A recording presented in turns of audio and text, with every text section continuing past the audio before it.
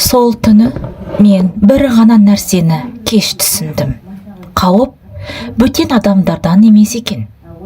Қараңғылықта тұрғанымда мен қорыққан жоқпын, себебі жанымда сенетін адам бар деп ойладым. Ал қазір сол сәтті еске алсам, өзіме бір сұрақ қоямын. Егер қауіп өз үйіңнен шықса, қайда қашуға болады? Қораның есігі жабылғанда ішімде бір нәрсе үзілгендей болды. Жүрегім емес, сенімім. Бұл әңгіме бір түн туралы емес. Бұл ұзақ жылдар бойы үнсіз қалған шындық туралы. Мен қарапайым ауылда өстім. Үлкенге қарсы сөйлемеу, артық сұрақ қоймау біздің үйде заң сияқты еді.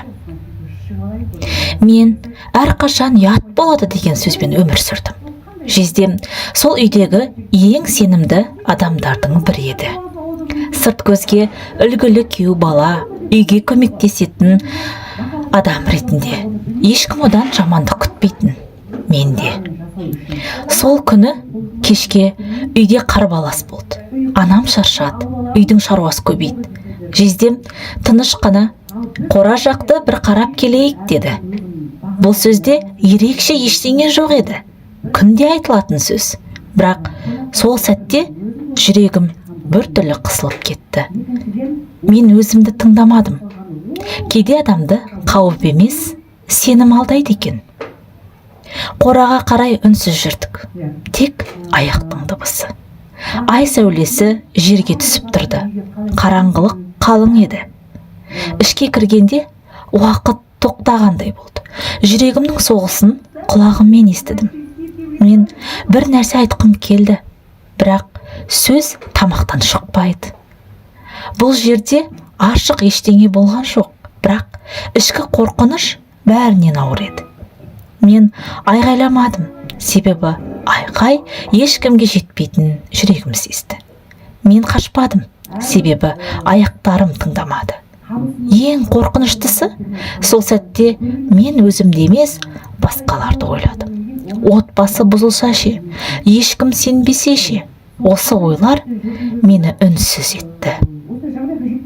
Таң атты, ештеңе өзгермеді. Ауыл оянды, адамдар күліп жүрді. Жездем ас үйде шай ішіп отырды, әдеттегідей. Міне, осы ең үлкен шок. Бір түнде менің ішімде бір өмір сынып қалғанын ешкім байқамады. Мен үнсіз қалдым. Күндер өтті.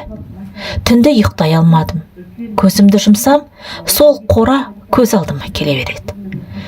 Әпкемнің жүзіне қарай алмадым. Жездемді көрсем, жүрегім қысылатын. Мен өзімді кінәлі сезіндім. Неге екенін өзімде білмедім. Бір күні мен өзіме бір сұрақ қойдым. Егер мен үндемесем, ертең тағы біреу осылай үнсіз қалмай ма? Осы сұрақ мені өзгертті. Мен түсіндім. Үнсіздік мені емес, кінәліні қорғайды екен. Шындық айту өте ауыр еді. Бірақ үнсіз қалу одан да ауыр болды. Даусым дірілдеді, көзіме жас келді. Үй іші үнсіз қалды. Біреулер сенді, біреулер сенбеді. Бірақ сол сәтте мен бір нәрсені сездім. Мен енді үнсіз емес едім. Бірнеше күннен кейін маған бір адам келді. Мен де жалғыз емеспін, деді ол. Сол сәтте жүрегім суып кетті. Менің оқиғам жалғыз емес екен. Бұл жылдар бойы жабық қалған шындық еді. Бұл әңгіме жездем туралы емес. Бұл үнсіз қалған жандар туралы.